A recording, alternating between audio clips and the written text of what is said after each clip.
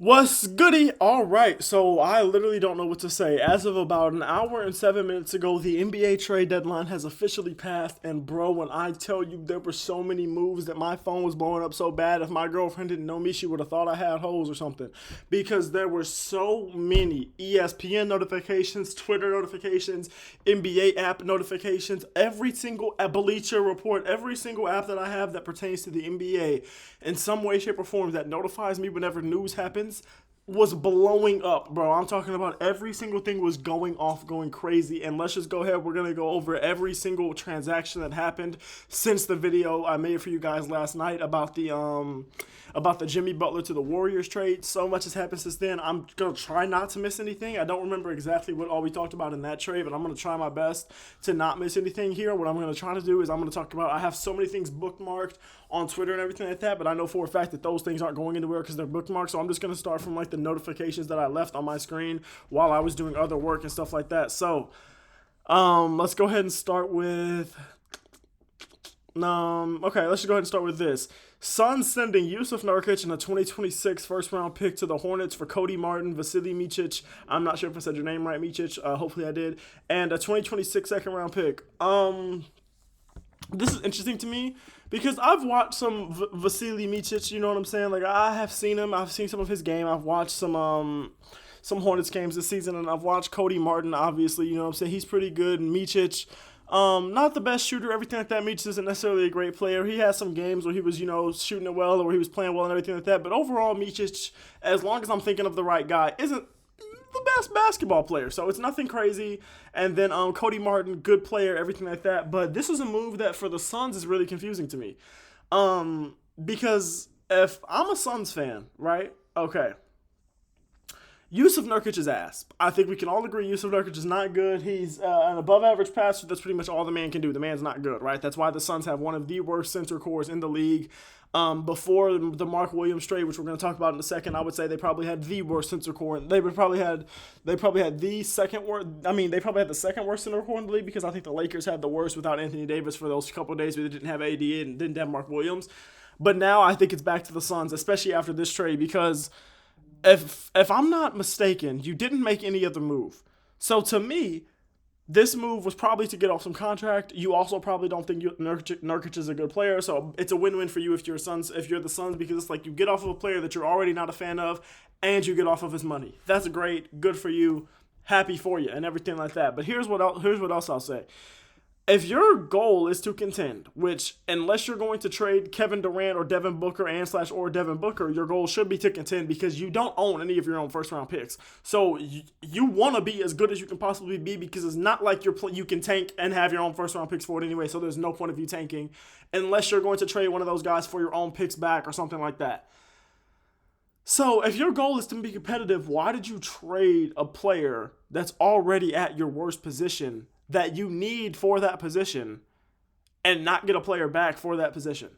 You traded a center when the only other centers you have are like, is it Mason or Miles Plumlee? I think it's Mason Plumlee and then Nick Richards. Nick Richards is definitely an NBA player, and Plumlee, whichever brother it is, not too good at this point of his career. Again, Nurkic, not a good NBA player. I mean, he's not good. He's not good. The man's ass. All right, let's be dead ass. The man sucks, okay? All right. But you need him, though. If you're the Suns, you absolutely need Yusuf Nurkic, so I just don't get this if I'm the Suns. And you also are losing a first-round pick.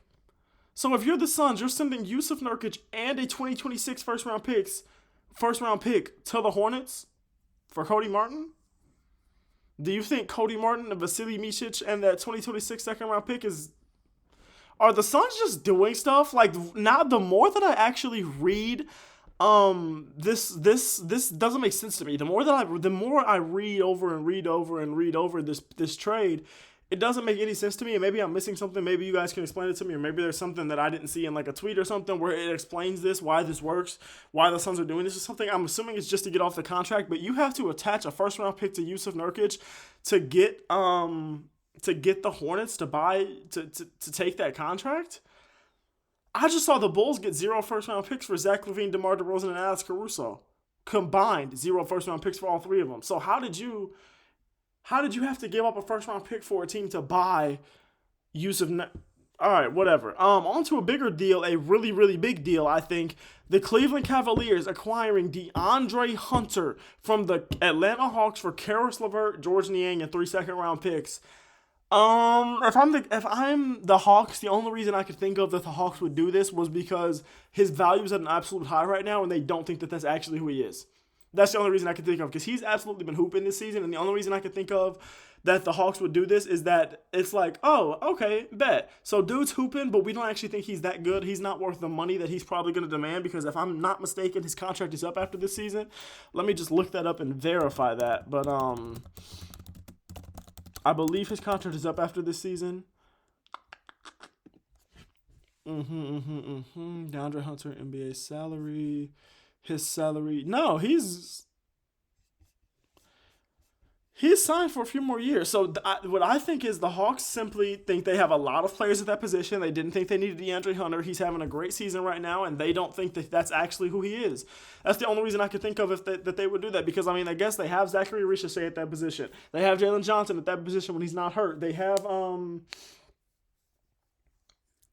I feel like they should have more guys there, but maybe I just can't think right now. But the Atlanta Hawks have some guys that can play that position, right? They have some guys that can play kind of that small forward type position, right? So I'm not super mad at it if I'm the Hawks because you did get another player that can play that position in Karis LeVert, a guy that is a good bench scorer. And who do the Hawks have? Yeah, he's probably going to come off the bench when that team is fully healthy. For right now, he'll start, but because that team is hurt and Jalen Johnson's out for the season, everything like that. But also, I'm not mad at this from the Hawks because I think here the Hawks got a little bit worse where the Cavaliers just maybe became the favorite in the East, if not the favorite to win the NBA title. Actually, no. For me, they became the favorite in the East, maybe over Boston. If not, them and Boston should probably be like tied or right behind each other. But they might have just became the favorite in the East. Just because think of that starting lineup now. They lost Karis LeVert, which is a big loss. He's a guy that was a good bench scorer for them. He was really the only guy he was not the only guy because Ty John's been having a good season, everything like that. Dean Wade, when he's come off the bench, has having some good time. Even when he's been starting, he's been having a good time. But they didn't lose a whole bunch of guys. They didn't have to give up any first round picks, and they didn't lose a whole bunch of guys who were like key rotational pieces. They lost George Niang, who played some minutes, and they lost Karis LeVert, who's a good bench scorer. They didn't lose anything they really love. They still have that core four together, and now they added DeAndre Hunter, who's having a phenomenal season, to a team that's already projected to be a 50, 60 plus win team this season. That's an absolutely phenomenal trade if you're a Cavaliers fan. And if you're a Hawks fan, you don't hate it. You're already going to be asked this year. You got too many injuries. You're going to be bad. You might as well try to tank and keep your own pick. Because I believe your pick has a certain level of protections on it or something like that. Maybe it's like an opposite way. Maybe it flips or something like that. But I believe it has like a certain level of protections on it where like it's San Antonio's, but if it's like top 10 maybe lottery protected. I don't know what the pick is. I'd have to look at it. But yeah, okay. So if I'm a Hawks fan, I'm not super mad at it, really. I mean, you lose DeAndre Hunter, but oh well. And if you're a Cavaliers fan, I'm lit right now, to be honest with you. Another trade, Clippers trading Terrence Mann and Bones Hyland to the Hawks for Bogdanovich and 3 second-rounders. Again, this is one of those things. Bogdanovich is getting older. He's getting worse. You got off of him. You were able to pause. You got off of him. You were able to get Terrence Mann and Bones Hyland, two players that I think are actually could still have value in the NBA. These are players that I think could be decent. These are players that I personally have not given completely up on, especially Bones Hyland. I have always been a Bones Hyland fan since his Denver Nuggets days. Since the first time I saw him play, he was just popping off the screen with the flashiness to me, no glaze. So I'm actually a big fan of his, and I'm rooting for the best for him for his career. And here he should be able to get some playing opportunities with all the injuries that are going on in Atlanta right now, and with the way that at this point, if their pick is protected, they should be tanking. So I like this for the Hawks here because you're getting off of Bogey, getting older, not mad at it. You had to give up 3 second-rounders, which isn't great, but I guess Bogdanovich just didn't have that much value in the market anymore, which I mean that makes sense. I'm not mad at it. Grizzlies trading Marcus Smart in 2025 first-rounder to the Wizards in a multi-team deal. That doesn't really matter too much to me. And I'm wondering kind of what they got, but I didn't see anything about that yet, so maybe I'll go to Twitter and see kind of what the Wizards got in that deal. Pacers trading James Wiseman and cash to Raptors. I don't know what the Pacers got, but it's just a money thing to me if I had to guess. But the reason that I said the Cavaliers are the favorites in the East to me now, if not they're close to Boston, but not the favorites to win the whole thing, because the Thunder got some amazing news today. While the Thunder did not make any moves today that I saw, at least, my lazy eyes going crazy. Chet Holmgren is now off the team's injury report, which means he could return Friday against the Raptors at home. If he comes back, even if he doesn't come back Friday, him coming back at all this season is more than we thought we were ever going to get, let alone before the playoffs. So that is absolutely phenomenal news if you're a Thunder fan. You should be lit right now, even though you made no deadline moves. The Lakers traded, which this is what I was talking about earlier. Let me just go ahead and get past all of this stuff. Okay, so the Pelicans traded Brandon Ingram to the Raptors for Bruce Brown, Kelly Olynyk, 1 first-round pick, and 1 second-round pick.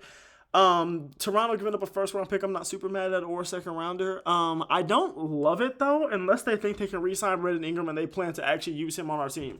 That's the only reason I can see Toronto giving up a first-round pick here, because if this is a move for Toronto to just buy Brandon Ingram and then sell him or not sell him, but let him walk into free agency after the end of the season, then why would you give up a first-rounder for him? So this makes me think that they're willing to re-sign him and that they believe that they can re-sign him. So it's interesting. I mean, Masai Ujiri bought low here. It's not bad to have to give up no players that you actually care about and then only 1 first-round pick to Brandon Ingram. So that's not bad as long as you can re-sign him. I'm not mad at that at all as a Raptors fan. Okay.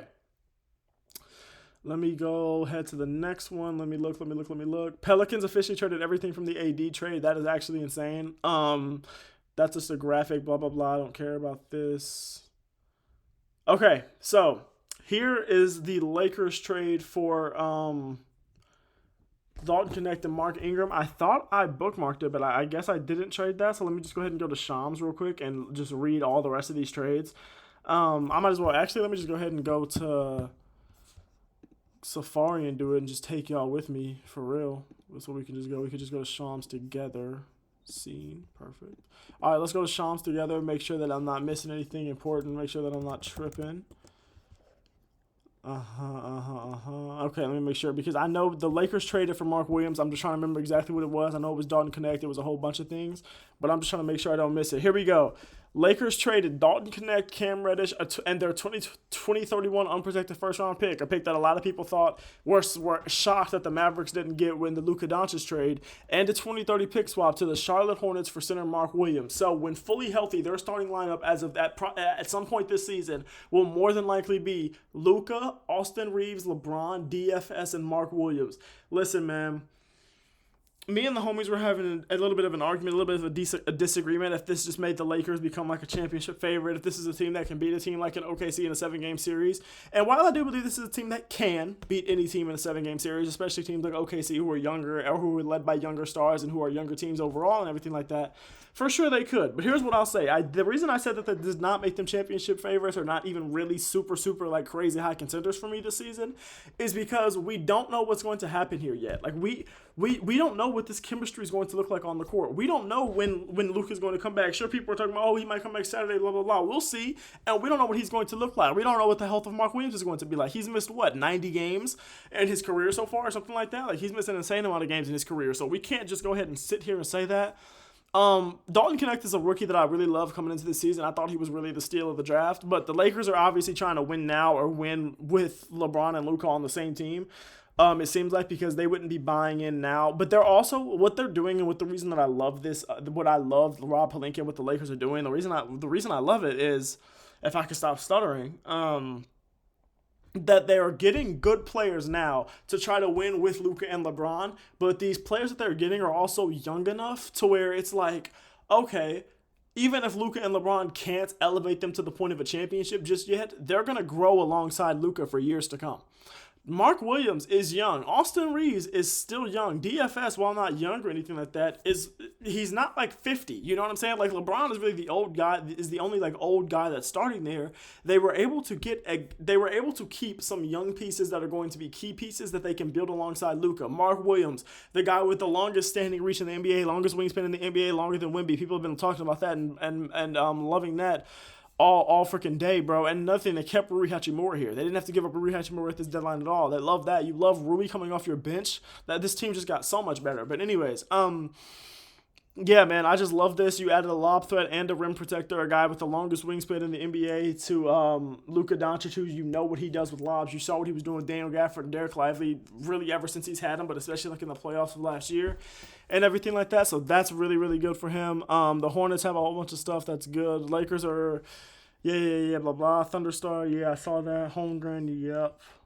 Oh, I saw this. Toronto Raptors are trading Davion Mitchell to Miami Heat for PJ Tucker, a second-round pick in cash. This is really just the Raptors buying that PJ Tucker contract out. PJ Tucker's probably going to retire after this year, the way he's getting passed around like a blunt right now. Good to the Raptors. Good that the Raptors were able to get a second-round pick in cash here. Milwaukee trading Patrick Baldwin Jr. in cash to San Antonio. This is just Milwaukee trying to get under the second apron and everything like that.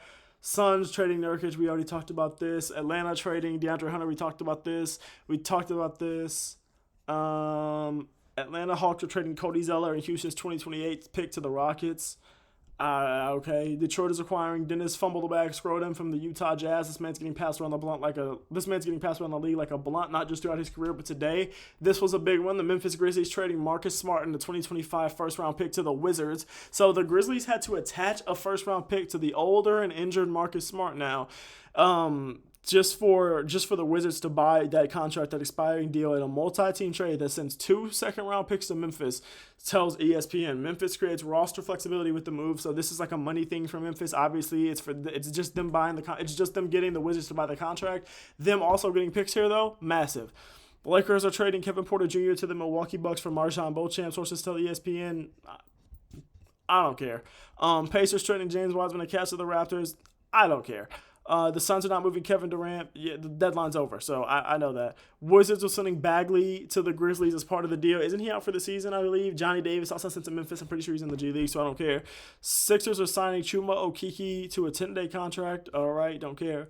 That's it. All right, bro. This trade deadline has been absolutely wild. So much happened. The graphic that I saw, bro, was crazy. Like, let me. Oh damn! I don't think I bookmarked it, but there was a graphic I saw where it's like, oh, imagine showing this to an NBA fan last week, bro. Imagine showing this to an NBA fan like ever. Like, I mean, not ever. It was like somebody that said, imagine showing this to an NBA fan last year. Somebody said, bro, imagine showing it to him last week. Like, that's how crazy this last week, this trade deadline has been, bro. We have seen superstars and random players moved alike. We have seen a whole bunch of guys moved. We are going to see the NBA standings absolutely shift in both conferences, probably at least in some areas with some teams. I can tell you right now confidently, at least in the West, there is definitely a team or two that's in the playoff picture right now that won't make it, and vice versa. You know what I'm saying? Like, there's a team or two that's outside of it, like the Spurs, like the Warriors, who just probably are going to make it. So, yeah, man, a lot happened this deadline. Absolutely insane deadline. Let me know y'all thoughts. Let me know what y'all favorite team did. Let me know how y'all feel about your favorite team. There were some teams that didn't do much. There were some teams that literally just didn't do anything at all. There were some teams that definitely did some things, but even the things that they did were disappointing. The Chicago Bulls come to mind. But, yeah, there was chaos this deadline, pandemonium. A team that didn't do anything that I expected them to do. Brooklyn Nets, Cam Johnson, still on the team. I did not expect that. I thought that they were definitely going to be able to get a suitor for Cam Johnson, especially one that would give them a first-round pick or two. So I'm surprised that didn't happen at all. The Blazers, shockingly quiet. No move on Anthony Simons, no move on a Shaedon Sharpe, no move. Well, I didn't really expect Shaedon Sharpe to move, but no move on an Anthony Simons, anything like that. The Magic, shockingly quiet. No move on a Zach LaVine, no move on an Anthony Simons, no move on anything. So just shocking, man. But I love y'all. I appreciate y'all. Thank you for watching, man. Please don't forget to like, comment, subscribe. It helps me out a lot. And let me know what y'all think. Did y'all think this was the best or craziest NBA trade deadline of all time? Let me know.